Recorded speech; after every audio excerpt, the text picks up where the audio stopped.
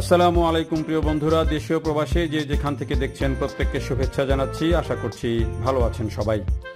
Hatikumrul interchange এখন একটি আলোচিত নাম এবং উত্তরবঙ্গ ও দক্ষিণবঙ্গের 22টি জেলার যোগাযোগ ব্যবস্থাকে সহজ করতে এই একটি ইন্টারচেঞ্জ যে কত বড় ভূমিকা রাখতে পারে সেই বিষয়টি আজকে তুলে ধরব, সেই সাথে আপডেট জানাবো এই ইন্টারচেঞ্জ নির্মাণের। আশা করছি আপনাদের ভালো লাগবে।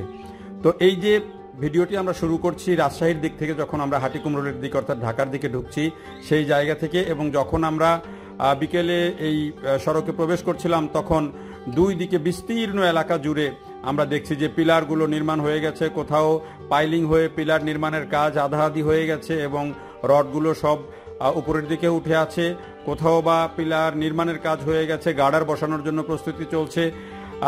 আবার কোনো দিকে দেখছি যে আমরা এই যে কনস্ট্রাকশন ইয়ার্ড, ডান দিকে তাকালে এটি কনস্ট্রাকশন ইয়ার্ড, বাম দিকে বগুড়ার দিকে যাওয়ার যে সড়ক সেটি, আর ডান দিকে উল্লাপাড়ার পাশের দিকে আমরা দেখছি যে এটির কনস্ট্রাকশন ইয়ার্ড যেটি বিশাল এলাকা জুড়ে, তার পাশ দিয়ে আবার এই অংশের যে কাজ সেটি চলছে।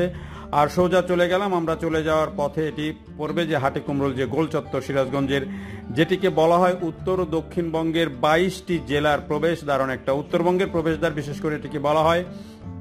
এবং এই ইন্টারচেঞ্জ এবং এই যে মোড়টি, এই গোলচত্বরটি, সেই গোলচক্করটি ব্যবহার করে কিন্তু উত্তর ও দক্ষিণবঙ্গের 22টি জেলার প্রতিদিন প্রায় 20 থেকে 25 হাজার যানবাহন চলাচল করে।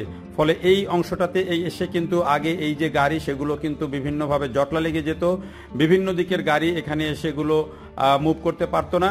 এবং এই কারণে কিন্তু সরকার, যেহেতু এই ঢাকা এলেঙ্গা সড়ক তো আগে হয়েই গেছে, 4 লেনে উন্নীত হয়েছে, এখন এলেঙ্গা থেকে রংপুর পর্যন্ত যেই এক্সপ্রেসওয়ে হচ্ছে বা 4 লেনে উন্নীত হচ্ছে, সেই যে সড়কের সুফল যদি পেতে হয় তাহলে হাটিকুমরুলের যে ইন্টারচেঞ্জ বা হাটিকুমরুলের গোলচত্বর যদি যানজট মুক্ত করা না যায় তাহলে কিন্তু পুরো প্রকল্পটির সুফল পাওয়া যাবে না।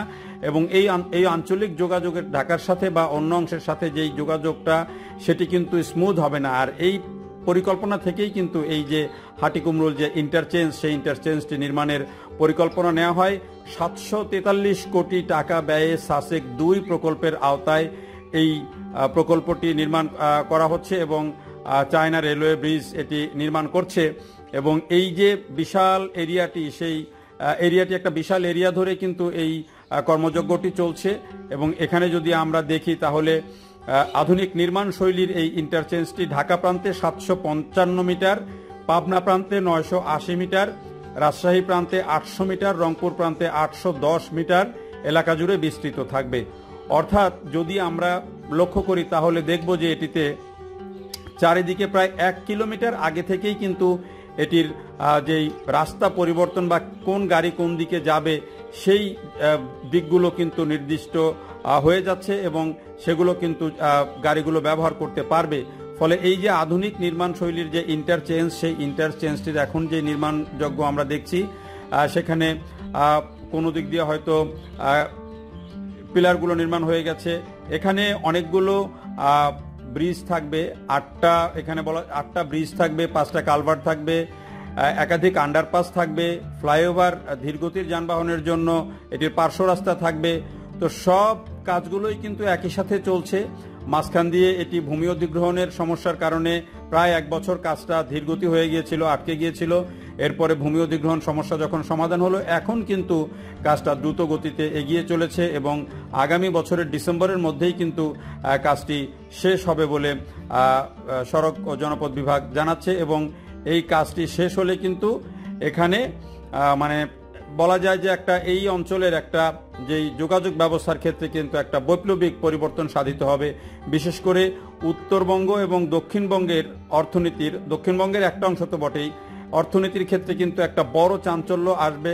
এবং এই ইন্টারচেঞ্জটি অনেকেই বলবেন যে হয়তো একটি ইন্টারচেঞ্জ দিয়ে অর্থনীতিতে এমন কি গুরুত্ব আসবে। আসলে একটা ইন্টারচেঞ্জ, এখানে যে শুধু একটি ইন্টারচেঞ্জ নির্মাণ হচ্ছে বিষয়টা তা না, এখানে কিন্তু অন্যান্য সড়কের যতই সম্প্রসারণ করা হোক, যদি কোনো একটা পয়েন্টে গিয়ে যদি গাড়ি আটকে যায় তাহলে কিন্তু সেখানে আপনি পুরো সড়ক যত প্রসারিতই করা হোক, যত আধুনিক করা হোক, যদি কোনো একটা পয়েন্টে যদি আপনি গাড়িগুলো গিয়ে আটকে যায় তাহলে কিন্তু সেই সড়কের সুফল পুরোপুরি পাওয়া যায় না। ঠিক তেমনি এই ইন্টারচেঞ্জটা যদি নির্মাণ না হয় বা এখানে এসে যদি গাড়ি আটকে যায় তাহলে কিন্তু আপনি সড়কের সুফলটা পাবেন না। এই কারণে এই ইন্টারচেঞ্জটা জরুরি। এই ইন্টারচেঞ্জে অনেকগুলো সুবিধা যোগ হবে। এখানে ইন্টারচেঞ্জের আশপাশে অনেক রেস্টুরেন্ট হবে, তারপরে পথচারীদের জন্য আলাদা হাঁটার জায়গা থাকবে। পাশাপাশি গাড়ি চালকরা যারা দীর্ঘ সময় গাড়ি চালাতে চালাতে ক্লান্ত হয়ে যান তাদের জন্য আধুনিক বিশ্রামাগারের ব্যবস্থা থাকবে, যাতে সেখানে তারা ঘুমোতে পারেন, রেস্ট নিতে পারেন। এই জিনিসগুলো কিন্তু আধুনিক যেই যোগাযোগ ব্যবস্থা, সড়ক ব্যবস্থা সেটির সাথে যুক্ত হবে। তো এখন এই ইন্টারচেঞ্জের এই প্রকল্পটি এলেঙ্গা থেকে রংপুর পর্যন্ত যে 4 লেন এবং এখানে যে এক্সপ্রেসওয়ে হবে সেটির সাথে যুক্ত। তো আমরা এই হাটিকুমরুল থেকে এখন বঙ্গবন্ধু সেতুর দিকে আগাচ্ছি এবং এই যে প্রকল্পটি যেটি এক্সপ্রেসওয়ে যেটিকে বলা হচ্ছে, এই যে এলেঙ্গা থেকে হাটিকুমরুল পর্যন্ত বঙ্গবন্ধু সেতু হয়ে, সেটিরও কিন্তু কাজ এখনো পুরোপুরি শেষ হয়নি। সেতুগুলোর নির্মাণ হয়েছে, ওভারপাসগুলোর নির্মাণ হয়ে গেছে, এখনো পুরোপুরি সব শেষ হয়নি। তবে গাড়ি চলাচলের জন্য সুযোগ সুবিধা করে দেওয়া হয়েছে এবং এই কাজগুলো কিন্তু দ্রুততার সাথে এগোচ্ছে। এবং এখন কিন্তু আর এই যে গত 2-3 বছর আগেও ঈদে ঘরমুখ যাত্রীদের যেই ভোগান্তি হতো, সেই ভোগান্তিটি কিন্তু এখন আর নেই বললেই চলে। এবং এবারের ঈদযাত্রায়ও কিন্তু মোটামুটি স্বস্তি ছিল। মোটামুটি স্বস্তি বলছি এই কারণে, যেহেতু পুরো প্রকল্পটির কাজ শেষ হয়নি। বিশেষ করে এলেঙ্গা যে অংশটি, এলেঙ্গা অংশটাতে আমরা দেখি যে সেখানে কিন্তু যেই কাজটি এখনো চলমান, অর্থাৎ পুরো সড়কটি ক্লিয়ার করা যায়নি, 4 লেন কমপ্লিট করা যায়নি। সে কারণে সব গাড়িগুলো এসে কিন্তু এবারে ওই বঙ্গবন্ধু সেতু থেকে পূর্ব থেকে শুরু করে এলেঙ্গা পর্যন্ত এই অংশে যানজটের কারণে আটকে ছিল। আমরা পরে গিয়ে এই অংশটা আপনাদেরকে দেখাবো।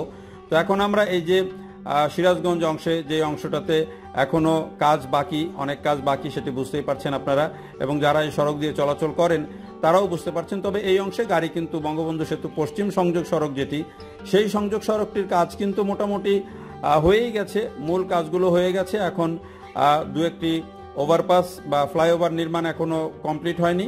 পাশাপাশি যেটি বলছি যে সড়কের যে রোড মার্কিং বা অন্যান্য কাজ, সেগুলোর কাজও কিন্তু কমপ্লিট হয়নি। তবে এগুলো এমনভাবে ফ্রি করে দেওয়া হয়েছে যাতে গাড়ি চলাচল নির্বিঘ্ন হয় এবং মানুষের ভোগান্তি কমে।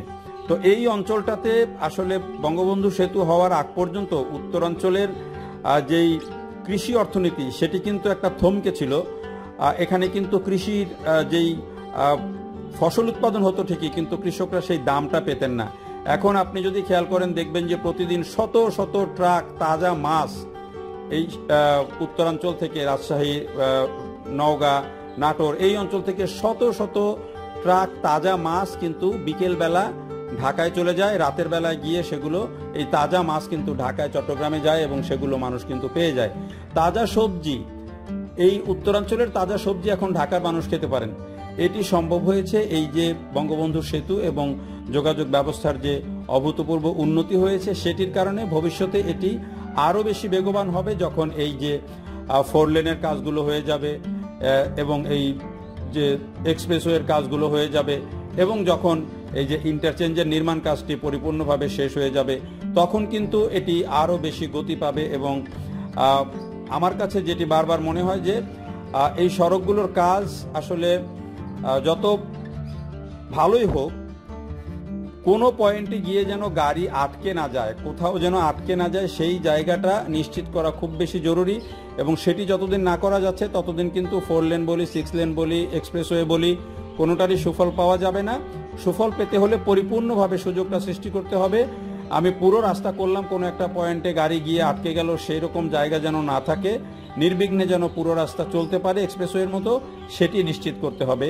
তো আমরা বলে আসলে বঙ্গবন্ধু সেতুটা আমরা দেখাইনি, অন্য একটা ভিডিওতে আপনাদেরকে রেল ব্রিজ সহ সেতুর আপডেট দেখাবো সেই কারণে। আর আমরা এখন পার হয়ে চলে এসেছি এলেঙ্গার যে সড়ক, অর্থাৎ বঙ্গবন্ধু সেতু পূর্ব থেকে এলেঙ্গা পর্যন্ত যে অংশটি, এই অংশটির কাজ কিন্তু শেষ হয়নি এবং এবারের ঈদ যাত্রায় কিন্তু এই অংশটাতে এসেই কিন্তু সব গাড়ি আটকে গিয়েছিল। কারণ গাড়িগুলো একদিকে চলার জন্য রাস্তা ছিল, কিন্তু দুই দিকে যেই 4 লেন হওয়ার কথা সেটি পরিপূর্ণভাবে সম্পন্ন না হয় গাড়িগুলো এখানে এসে কিন্তু বেশিরভাগই আটকে গিয়েছিল এবং যানজট যতটুকু, ভোগান্তি যতটুকু হয়েছিল এই অংশটিতে। ফলে অনুরোধ যে এই অংশটি যারা বাস্তবায়ন করছেন তারা দ্রুত শেষ করে দেবেন, তাহলেই কিন্তু এই সড়কের যেই সুবিধা, সেই সুবিধাগুলো মানুষ পরিপূর্ণভাবে পাবে। যারা দেখলেন সবাইকে অনেক ধন্যবাদ। ভালো থাকবেন সবাই। আল্লাহ হাফেজ।